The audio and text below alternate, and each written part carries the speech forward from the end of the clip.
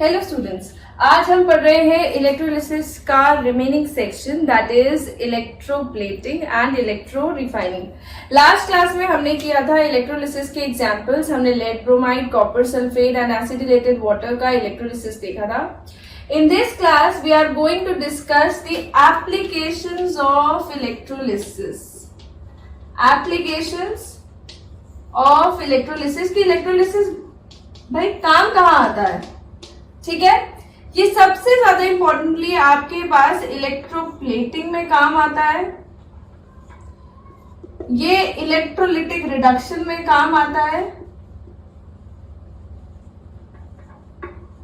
और ये electrolytic refining में काम आता है।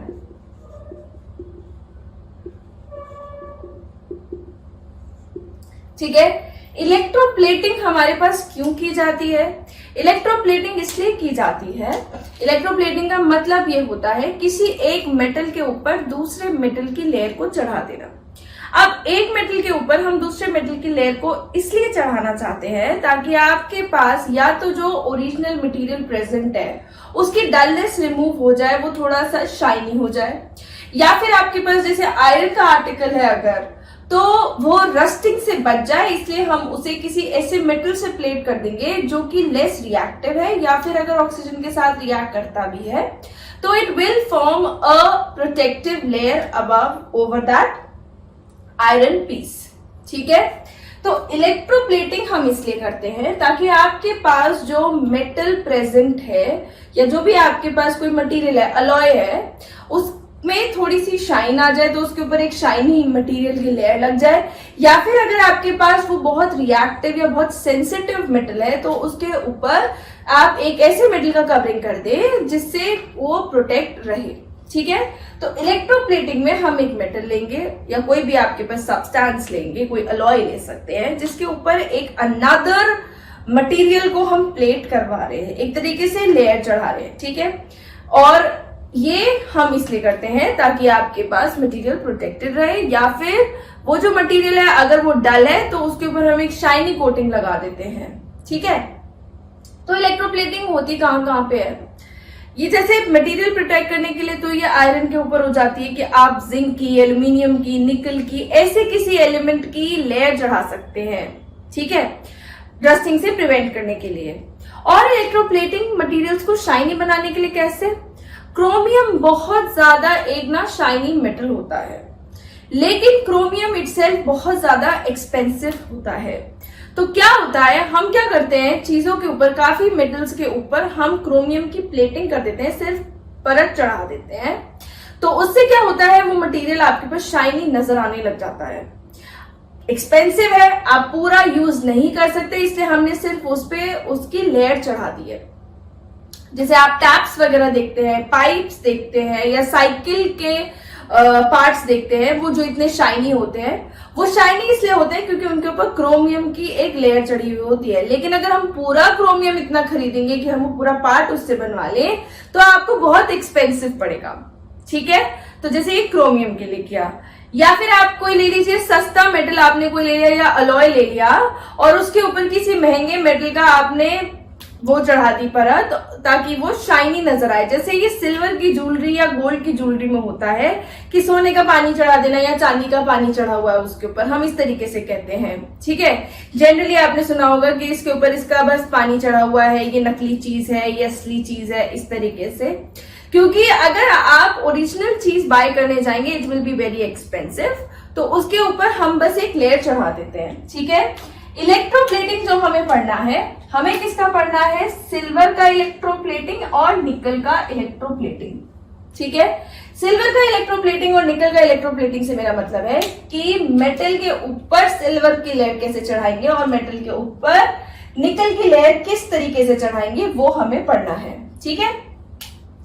इलेक्ट्रोलिटिक रिडक्शन हमारे पास होता है जिसमें आप मेटल को एक्सट्रैक्ट कर सकते हैं। This will better be studied in metals and non metals, इसे मेटलर्जी में पढ़ेंगे हम, और स्पेशली इसे एल्यूमिनियम के लिए बहुत ही ज्यादा एक्सप्लेन्ड इलैबोरेटेड तरीके से पढ़ेंगे, ठीक है। तो इसमें क्या होता है, मेटल्स को आपके पास रिड्यूस किया जाता है। अगर वो आपके पास किसी कंपाउंड फॉर्म में प्रेजेंट है और मुझे सिर्फ मेटल चाहिए उसके अंदर से, जो ज्यादा रिएक्टिव मेटल्स है वो आपके पास फ्री स्टेट में नहीं होते, they are in combined state, ठीक है। अब आपको उन्हें फ्री स्टेट में करना है, आपको उन मेटल्स को अलग करना है फ्रॉम देयर कंपाउंड फॉर्म। तो हम क्या करते हैं, उनका इलेक्ट्रोलिटिक रिडक्शन करवाते हैं। अब इलेक्ट्रोलिटिक रिडक्शन से क्या होगा, क्योंकि मेटल हमारे पास कैटायंस बनाएंगे तो वो आपके पास कैथोड पे जाकर के रिड्यूस हो जाएंगे, ठीक है। So this is electrolytic reduction, और इसको हम जनरली बहुत इलैबोरेट तरीके से एल्यूमिनियम के लिए पढ़ेंगे, but we will study this in metallurgy.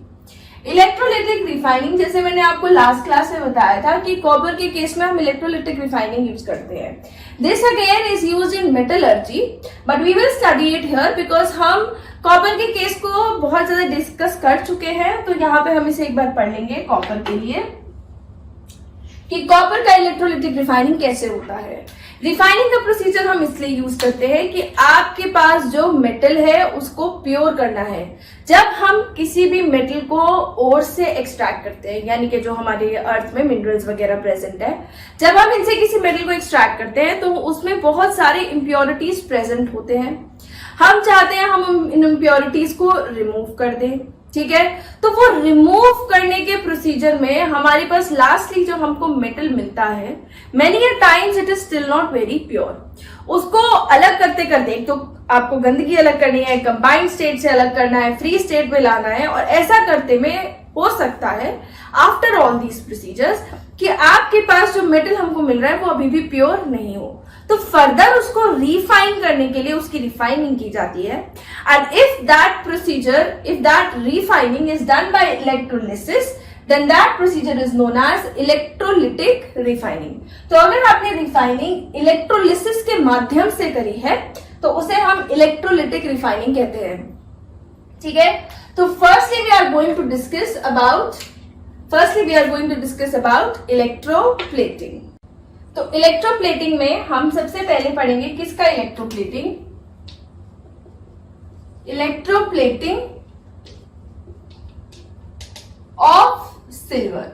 कि सिल्वर को अगर आपको किसी आर्टिकल पे अगर सिल्वर को चढ़ाना है, दिस इज सिल्वर, तो हम किस तरीके से करेंगे रिएक्शन या इलेक्ट्रोलिसिस। आप एक कंटेनर लेंगे, ठीक है। अब ऑब्वियसली आपको अगर लेयर चढ़ानी है जिस भी एलिमेंट की, उसी का आप इलेक्ट्रोलाइट लेंगे। यहां आपके पास एक एनोड है, यहां पे आपके पास कैथोड है, ठीक है। अब ये भी हमको बहुत जरूरी है कि भाई हमको अगर मेटल प्लेट करना है तो आपके पास ये वाली जो आर्टिकल है जो आपको प्लेट करना है, that should be completely immersed in the solution, ठीक है। तो ये हम इस तरीके से बना लेते हैं, कैथोड एंड एनोड, ठीक है। यहां आपने सोल्यूशन ले लिया। अब जो इलेक्ट्रोलाइट लेंगे आप, that should be of the metal to be plated.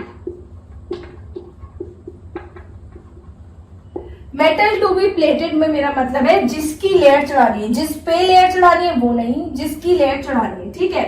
अब हमने इसमें क्या लिया है, हमें सिल्वर की लेयर चढ़ानी है, तो हम क्या लेंगे, देयरफॉर सिल्वर का सॉल्ट लेंगे हम, ठीक है। यहां जो हम सिल्वर का सॉल्ट यूज कर रहे हैं वो हम यूज करेंगे सोडियम अर्जेंटो साइनाइड। ये अर्जेंटो साइनाइड वाला वर्ड, अर्जेंटो वाला वर्ड उसके सिल्वर के दूसरे नेम से आया है, एजी वाला सिंबल जिसका होता है, ठीक है। नाउ दिस इज NaAgCN का होल ट्वाइस लाइक दिस, ठीक है। This is silver argento cyanide. हम ये इलेक्ट्रोलाइट लेंगे, एनोड हम बनाएंगे सिल्वर का, क्योंकि हमें इसे प्लेट करना है तो एनोड आपके पास सिल्वर का होगा, और कैथोड हम ले रहे हैं यहाँ पे ब्रास का। ब्रास हमारे पास एक अलॉय होता है and this is an alloy of copper and zinc, ठीक है। ब्रास हमारे पास कॉपर और जिंक का अलॉय होता है, उसके ऊपर हम सिल्वर की लेयर चढ़ाना चाह रहे हैं because we want it to be more shiny. ठीक है, तो एनोड पे हम लेंगे सिल्वर यानी कि Ag। अब Ag हमारे पास क्या है, एक एक्टिव इलेक्ट्रोड है। एक्टिव इलेक्ट्रोड का मतलब है जब आप इसमें करंट पास करेंगे तो ये भी पार्टिसिपेट करेगा रिएक्शन के अंदर। ठीक है, तो एनोड पे हमारे पास रिएक्शन किस तरीके से होगी, एनोड पे आपके पास ये जो Ag है ये इलेक्ट्रॉन लूज कर देगा और ये Ag पॉजिटिव आयन बना लेगा। ठीक है, जो हम ये सोडियम आर्जेंटोसाइनाइड ले रहे हैं ये आपके पास किस तरीके से डिस्ट्रीब्यूट होगा, NaAgCl का होल ट्वाइस में आपको मिलेंगे Na positive ions, Ag positive ions और Cl नेगेटिव आयंस। ठीक है, ये जो आपके पास Ag पॉजिटिव आयन है यहां से जो निकल रहे Ag पॉजिटिव आयन, इन वाले Ag पॉजिटिव आयन को रिप्लेस करेंगे और कैथोड पे आपके पास हमने जो ये लिया है रिएक्शन क्या होगी, ये ही Ag positive ions electron gain करेंगे और सिल्वर का लेयर बना देंगे। ठीक है, यहां से सिल्वर आपके पास डिसॉल्व होगा in the form of Ag positive, it will replace this Ag positive and will form this silver metal here. ठीक है, ये जो हम सोडियम आर्जेंटोसाइनाइड बनाते हैं, this sodium argentocyanide is formed by the reaction of silver nitrate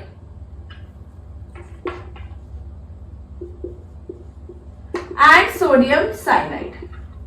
इनकी reaction से हमारे पास बनता है सिल्वर सोडियम आर्जेंटोसाइनाइड। ठीक है, सिल्वर नाइट्रेट भी आपके पास एक सिल्वर का सॉल्ट है जो कि डिसोसिएट हो जाएगा to give Ag positive and NO3 negative. पर हम ये सॉल्ट यूज नहीं करते, we do not use this salt.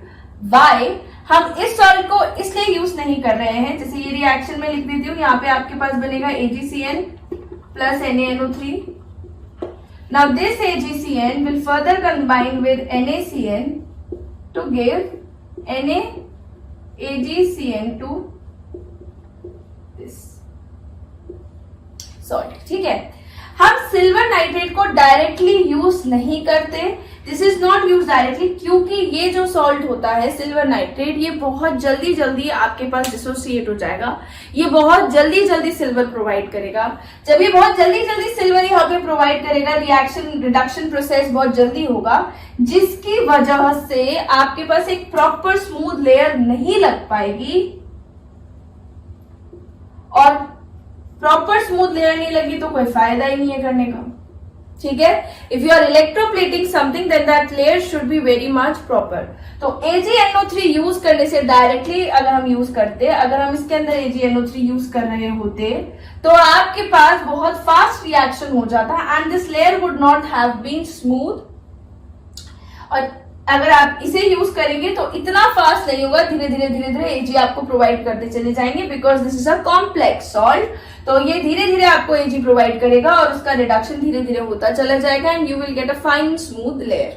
ठीक है, तो आपके पास यहाँ पे अनायंस और कटायंस का अगर हम कॉम्पिटिशन देखें, कि मैंने आपको बता दिया कि सिल्वर का ही रिडक्शन ऑक्सीडेशन हो रहा है, हमारे पास कटायंस यहाँ पे प्रेजेंट है Ag positive and Na positive. ठीक है, अगर हम सीरीज वाइज देखें तो किसका रिडक्शन होगा, Ag पॉजिटिव का, सीरीज में जो नीचे होता है।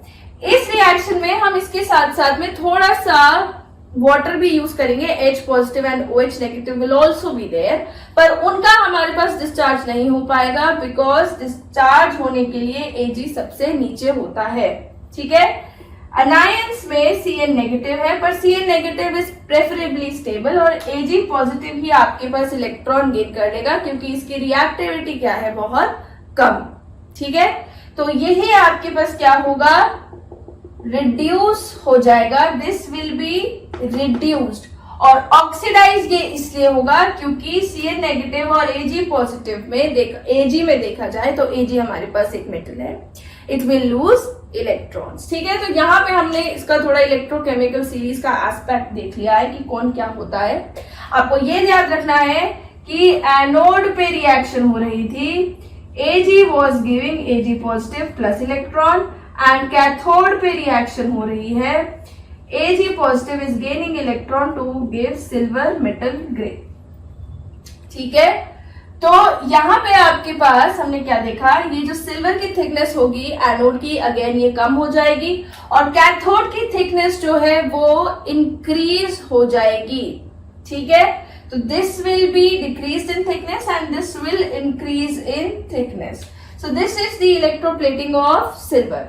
बस इतना आपको ध्यान रखना है, आपको हमेशा इलेक्ट्रोलाइट उस सब्सटेंस, उस मेटल का लेना है which metal is to be plated, यानी कि जिसकी layer is to be plated. ठीक है, whose layer is to be formed. और आपको कैथोड हमेशा उसका लेना है on which the layer is to be formed. तो कैथोड पे आर्टिकल टू बी प्लेटेड और इसमें आपके पास होगा एनोड पे the metal whose layer is to be formed. ठीक है, anode should be the metal whose layer is to be formed, the salt should be of the metal whose layer is to be formed, यानी कि electrolyte, and cathode is the metal to be plated या article to be plated, जैसे यहाँ पे हमने alloy को plate कराया है। ठीक है, these are the things you need to keep in mind. तो बहुत सिंपल हो जाएगा भाई, सिल्वर के लिए करें, सिल्वर आपके पास एनोड पे आएगा, जिसमें प्लेट करना है वो कैथोड पे आएगा, सॉल्ट होगा सिल्वर का, बस सिल्वर का सॉल्ट होगा, लेकिन AgNO3 नहीं होगा।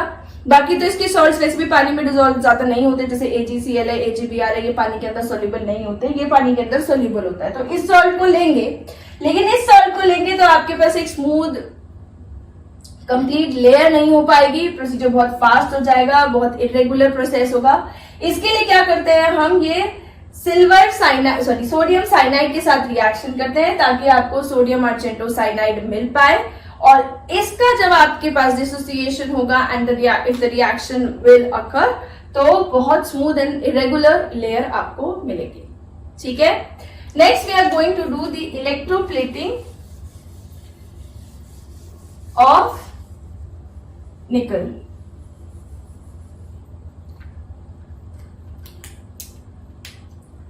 Electroplating of nickel. अब इसमें क्या करेंगे, अब ये बहुत आसान हो चुका है, जैसे हमने पिछले वाले एग्जाम्पल देखा है कि आप एक कंटेनर लेंगे, एनोड कैथोड लेंगे, यहां पे हमने क्या लेना है, nickel, because this is our anode. ठीक है, यहां पे हमारे पास क्या है, कैथोड, तो यहां पे हम ले रहे हैं आयरन। इसमें हम क्या कर रहे हैं, आयरन को रस्टिंग से बचाने के लिए हम आयरन के ऊपर निकल की लेयर लगा रहे हैं। ठीक है, तो यहाँ पे हमने कैथोड साइड में क्या लिया है, the metal on which the layer is to be plated and anode whose layer is to be plated. ठीक है, तो इलेक्ट्रोलाइट में हम क्या लेंगे, इलेक्ट्रोलाइट हम किसका लेते हैं, जो मेटल आपके पास एनोड पे होता है। ठीक है, तो यहां हम लेंगे NiSO4। जो मेटल आपके पास एनोड पे होगा, आप sorry this is not this line, जो मेटल आपके पास एनोड पे होगा उसी मेटल का आप सॉल्ट लेंगे। तो ये सॉल्ट आपके पास कैसे डिसोसिएट कर जाएगा, NiSO4 will give Ni2 positive plus SO4 2 negative. ठीक है, एनोड पे हमारे पास रिएक्शन क्या होगी, अब निकल being a metal and it is also reactive metal, तो निकल हमारे पास क्या हो जाएगा, खुद ही ऑक्सीडाइज हो जाएगा, इट विल गिव 2 इलेक्ट्रॉन्स। ठीक है, अब कैथोड पे यही इलेक्ट्रॉन फ्रॉम द सॉल्यूशन यहां से Ni पॉजिटिव 2 जा रहा है, यहां का जो Ni2 पॉजिटिव है वो इस पे चला जाएगा and it will form a layer of निकल ओवर दिस। ठीक है, तो कैथोड पे हमारे पास क्या होगा, this Ni2 positive will gain electron and will form nickel metal. ठीक है, तो देखिए अब इसमें कितना आसान हो गया हमारे पास। यहाँ पे आप थोड़ा सा इसमें एसिड ऐड कर सकते हैं in this solution, H2SO4 can also be added, जिसमें H पॉजिटिव आयंस और SO4 नेगेटिव आयंस हो जाएंगे, but preferably nickel will be reduced. तो निकल हमारे पास यहाँ पे लेयर बना लेगा ऑन द मेटल Fe। ठीक है, so this is the electroplating of निकल। यहाँ पे आप इलेक्ट्रोप्लेटिंग कर रहे हैं ऑफ निकल ओवर आयरन। ठीक है, ऑन आयरन अगर आप लेयर फॉर्म कर रहे हैं तो दिस इज इलेक्ट्रोप्लेटिंग ऑफ निकल ओवर आयरन। अब क्योंकि हमने पहले वाला प्रोसीजर देख लिया है जो कि बहुत अच्छे से हमने समझ लिया है, तो दूसरे वाला becomes very easy to understand कि क्या चीजें हो रही है। All you need to remember is कि एनोड किसका लेंगे, कैथोड किसका लेंगे एंड इलेक्ट्रोलाइट हम किसका लेंगे। ठीक है, so this was the second one.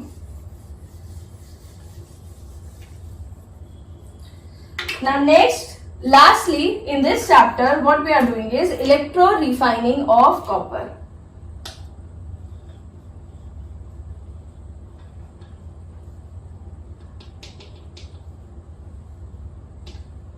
Copper का हम इलेक्ट्रो रिफाइनिंग देख रहे हैं। अब रिफाइनिंग में क्या करेंगे, अगेन हम एक कंटेनर लेंगे। इस कंटेनर में आपने लेना है एक कैथोड एक एनोड। ठीक है, बिल्कुल उसी तरीके से करेंगे जैसे हमने पहले वाला किया था कि आपको दोनों तरफ लेना है कॉपर, यहां पे भी कॉपर, और क्योंकि हम इसी चीजों को ले रहे हैं तो क्या लेंगे, ये कॉपर सल्फेट। ठीक है, बट इसमें हमारे पास क्या चेंज हो जाएगा, रिफाइनिंग के टाइम पे मैंने क्या कहा था, हम इम्प्योर मेटल को प्योर करना चाहते हैं। ठीक है, तो इम्प्योर मेटल को प्योर करेंगे तो दोनों हमारे पास प्योर कॉपर नहीं होंगे। हम एनोड पे लेंगे इम्प्योर कॉपर और कैथोड पे लेंगे हम प्योर कॉपर। ठीक है, तो एनोड पे आपके पास होगी इम्प्योर कॉपर और कैथोड पे आपके पास होगी प्योर कॉपर। इलेक्ट्रोलाइट आपने क्या लिया है, CuSO4। ठीक है, अब होगा क्या, यहां से जो कॉपर है, हमने कॉपर का केस देख लिया था, कॉपर के केस में आपके पास रिडक्शन ऑक्सीडेशन दोनों किसका होगा, कॉपर का होगा। अगर आप कॉपर सल्फेट का इलेक्ट्रोलिसिस करवा रहे हैं by using copper electrodes, then oxidation of copper will occur and reduction of copper will occur. Useful ये कहां है कि जो ये इम्प्योर कॉपर है इसमें आपके पास कॉपर के अलावा कुछ इम्प्योरिटीज भी प्रेजेंट होती हैं। वो कुछ इम्प्योरिटीज हमारे पास वैसे महंगी इम्प्योरिटीज होती हैं, they are silver, gold and platinum. ठीक है, अब जब कॉपर हमारे पास ऑक्सीडाइज होगा तो वो चीजें आपके पास एनोड पे ऑक्सीडाइज नहीं होंगी, तो एनोड पे रिएक्शन चलेगी, Cu will lose 2 electrons and it will form Cu2 positive. लेकिन जो सिल्वर और गोल्ड और प्लैटिनम में वो तो नहीं हो पाएंगे आपके पास उनका ऑक्सीडेशन, तो वो यहां पे नीचे गिर जाएंगे क्योंकि उनका कुछ भी नहीं हो पाएगा। ठीक है, इसे हम कहते हैं एनोड मड। एनोड के नीचे एनोड मड, जो कि आपके पास सोल्यूबल चीजें, जो कि आपके पास जिनका इलेक्ट्रोलिसिस नहीं हो पा रहा है, जो ऑक्सीडाइज नहीं हो पा रही है, इसमें से कॉपर वाला part will be getting oxidised. अब वो क्या करेगा, जो आपके पास ये इलेक्ट्रोलाइट था जिसमें CuSO4 आपके पास Cu2 पॉजिटिव और SO4 नेगेटिव में अलग हो रहा है, इस Cu2 पॉजिटिव को वो रिप्लेस कर देगा और कैथोड पे ये प्योर कॉपर, कैथोड पे जो प्योर कॉपर है, क्योंकि सिर्फ कॉपर ही आपके पास आयोनाइज हो रहा है, बाकी कुछ आयोनाइज नहीं हो रहा, सोल्यूशन के अंदर कॉपर ही जा रहा है, तो this pure copper will get reduced at cathode और इसके ऊपर वो लेयर बना लेगा। ठीक है, तो this is electro refining of copper. इसके अंदर आपके पास एनोड मड होती है, it is made of silver, gold and platinum. इसे मड इसलिए नहीं कहते कि इसके अंदर गंदगी ज्यादा है, महंगे मेटल्स है, मड इसलिए कि भाई ये हमारे लिए इम्प्योरिटी है इन कॉपर, अगर हमें कॉपर चाहिए तो। Anything that you consider is not the metal. जब आप मेटल को एक्सट्रैक्ट कर रहे हैं और मेटल के अलावा सारी चीजें जो उसके अंदर प्रेजेंट होंगी वो सारी की सारी क्या हो जाती है हमारे पास, impurity. So they are not a thing to be taken, तो हम उन्हें निकालना चाह रहे हैं। यहां पे आपके पास Cu2 पॉजिटिव बन गया। ठीक है, तो this is electro refining of copper. So in this chapter आपने होल सोल बहुत सारी चीजें पढ़ी है। In this chapter you have studied about what is electrolysis, what is a cathode, what is an anode, electrodes क्या होते हैं, electrolyte क्या होते हैं, स्ट्रॉन्ग इलेक्ट्रोलाइट क्या होता है, वीक इलेक्ट्रोलाइट क्या होता है, नॉन इलेक्ट्रोलाइट क्या होता है, what is oxidation, what is reduction, किन चीजों का ऑक्सीडेशन इजी होता है, किन चीज का रिडक्शन इजी होता है, what is electrochemical series, and you have like examples of electrolysis, some electrolysis examples, electroplating क्या होता है, electrorefining क्या होता है, इलेक्ट्रोलिटिक रिडक्शन क्या होता है वो हमने पढ़ लिया है, पर किसका करना है वो हम मेटलर्जी वाले चैप्टर में करेंगे, ठीक है। So this chapter is basically completed here. Please try to do all the questions regarding this chapter. आपको कोई दिक्कत आती है you can ask your teacher anytime. तो प्लीज आप अच्छे से पढ़ें, अच्छे से सारे क्वेश्चंस करें, जहां आपको डाउट आता है आप उससे पूछें, आप उसे क्लियर करें, प्रैक्टिस करें, because the syllabus is very wide and you need to do everything very correctly to score very good marks, ठीक है। तो अब नेक्स्ट क्लास में either we will be doing some practice questions और we will be starting with the another chapter.